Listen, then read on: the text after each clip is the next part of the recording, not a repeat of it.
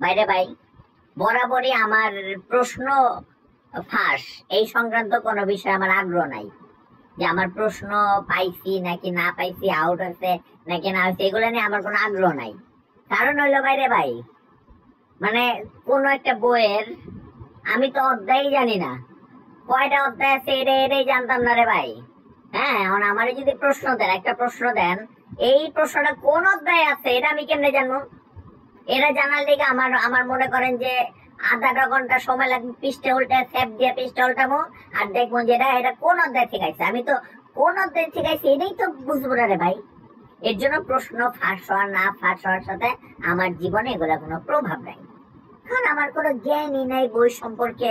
সেখানে প্রশ্ন পায়া উত্তর খুঁজা পরীক্ষার খাতায় লেখা তো বিলাসিতা রে ভাই। এর লেগা ভাই আমি অনেক শান্তিতে আছি, জীবনের প্রশ্ন দরকার নাই ভাই, কারণ আমার উত্তরে জানা নাই, জানার দরকার নাই।